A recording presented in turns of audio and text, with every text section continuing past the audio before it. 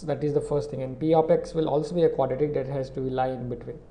So at the first go it feels as if this is some g of x, will have f of x, and p of x happens to lie between. So it's like sandwich between p and g and f. Okay,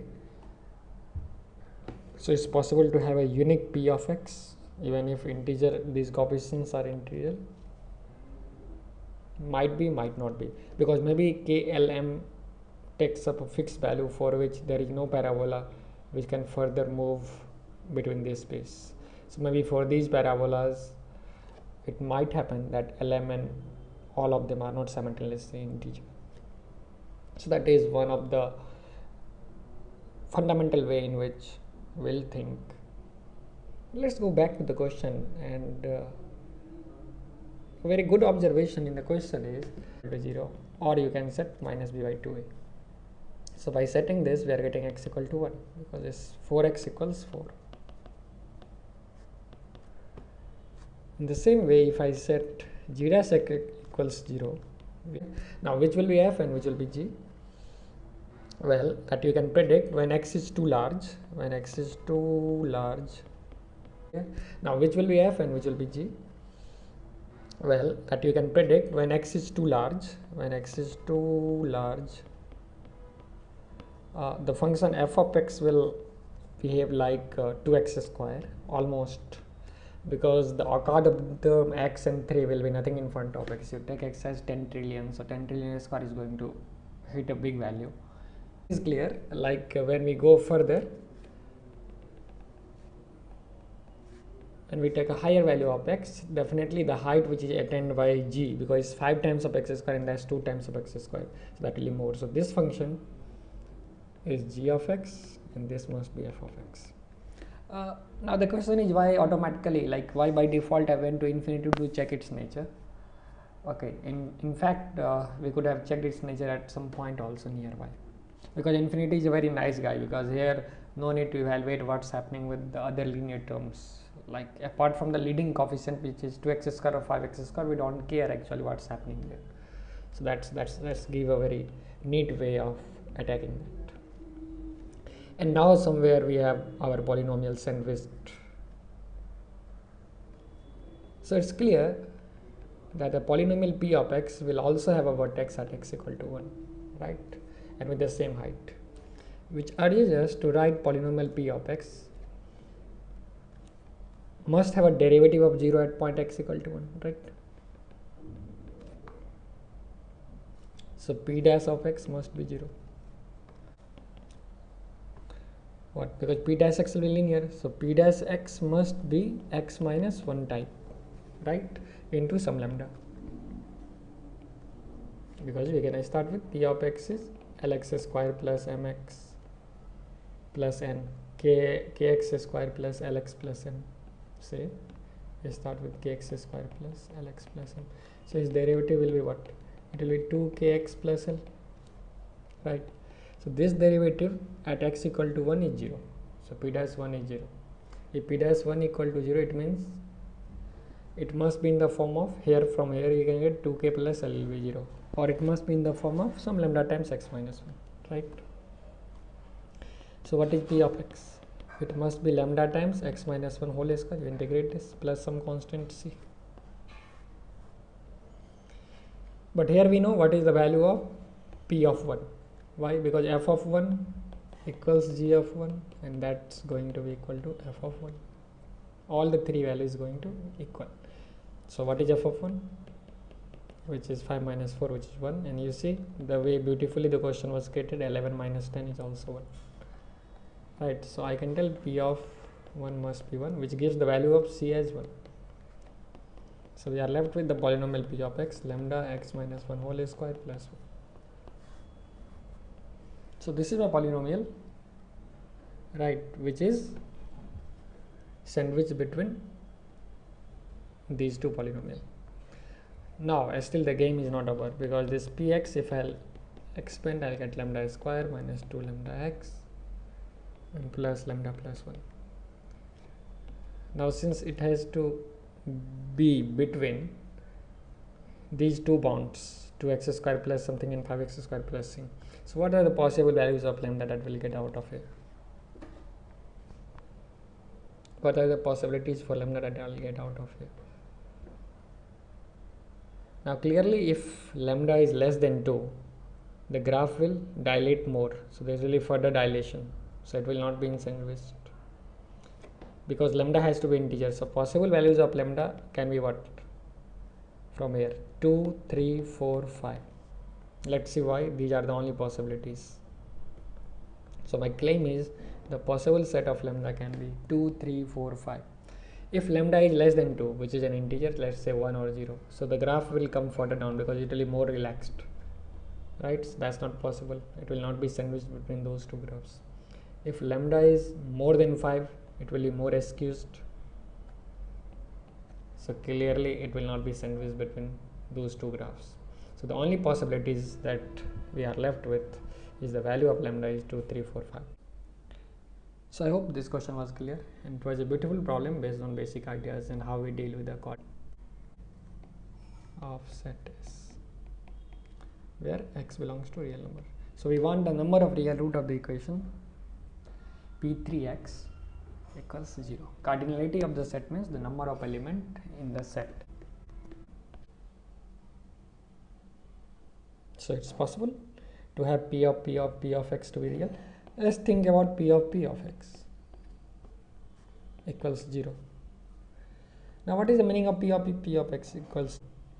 So suppose if p of x has a root alpha, p of alpha is back to 0. So if alpha is the root of p of alpha will be 0. Now what is the root of alpha? What is the root here alpha? There is no real root. So this alpha itself is what? Imaginary. So if alpha is imaginary, there is no real value, so obviously p of x will be imaginary, right? Because you see, for a real number x, p of x will be some real. If I'll put 1, I'll get 3. So it will be suppose p of anything, some real value will get 3, 4, 9, 7, 99, root 5, whatever. Again, p of root 5 will give some real value. Whatever real value we have, p of that can never be 0. Why? Because p don't have any real root. So there is no real value of x for which p will die. So in fact, if the question would have been p of till 2021 times x equals 0, how many real root it has? So answer would still have been no real root. This one, and the vertex is going to be exactly at the average from the symmetricity, alpha plus beta by 2. You can see minus or minus 2 by 2. Okay, so what is the value of that? So the vertex will be at minus 3 by 2, and at minus 3 by 2 the value of the function is p of minus 3 by 2, 1.25. okay, so this distance from the origin, this depth is minus 1.25, and we are moving all the way up to minus 3 by 2. Now you see what is the meaning if I ask the question what is the number of solution of p of x equal to 0. It means I want the value of x for which p of x will become either minus 2 or minus 1. Why? Because if for some value of x, p of x, if I put x in this machine such that this takes a value of minus 1, then automatically p of minus 1 will become 0, right? If I put some value of x such that this will become minus 2, it will again take p of minus 2 equals 0. I am taking this a smaller version of the problem before going to 3 times recursion or 3 composition. Better first try to get a feel from 2 composition. Okay. Now p of x equal to minus 1, either you can solve directly or you can sense from the graph, because p of x is this graph. Now that output has to be minus 1. Now where is minus 1? Minus 1, that should be the output. So for what value of x it will give minus 1 as output. So clearly it's minus 1.25. So minus 1 will be some line vertical here, y equal to minus 1. So we'll get one value of alpha here, beta here, right? So this will give 2 real solution. Clearly you can see both the solution is sandwiched between minus 2 and minus 1. That solution is always, it's also between that solutions, right? What about p of x equals minus 2? Now p of x equal to minus 2 means this output should be minus 2. That will never happen. So from here we'll get no solution.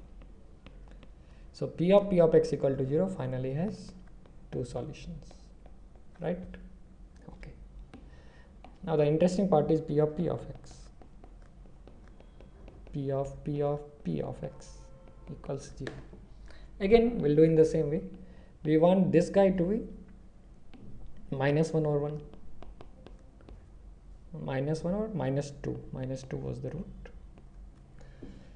So now we want P of x should be minus 1 or P of x should be minus 2. Right? In both way, we'll get a root. So when P of x is minus 1, now how to solve it? Now it's technical. But the idea still remains the same. Now we again see under what condition P of something will be minus 1. So for that, let's take the equation x square plus 3x plus 2, and if that guy becomes minus 1, so now the question is I want to get some value of alpha such that P of alpha has become minus 1, right? So it's x square plus 3x plus 3 equals 0, which will give, we have two real root, right? 9 minus 4ac, so roots are imaginary here, clearly you can see, so we'll have no real root here. Whatever it is, it will never make it 0, because fundamentally again it will be P of something. So P of x will give some output, that output if I will feed in this, that will never be 0 because our output can never be minus. So again we have no real root from here. Okay, so that was a very interesting question, that P of x has no real root here. But if we talk about P of x, then we have two real solutions. Okay. Now what are the maximum possible real solutions that we can have? Suppose if P of x is a polynomial, quadratic polynomial, x square plus bx plus c, a is not equal to 0. What is the maximum possible root of this equation? We'll have, since maximum possible root of this equation will have 2, alpha beta. Now P of something has to be alpha. So if P of x becomes alpha, still it will be a root. P of x will become beta, it will be root. Now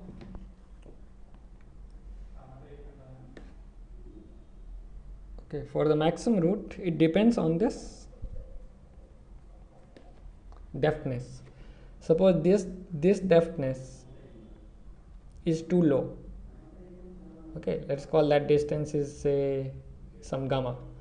So if the magnitude of gamma is more than alpha, magnitude of alpha, and definitely that distance will be low, right?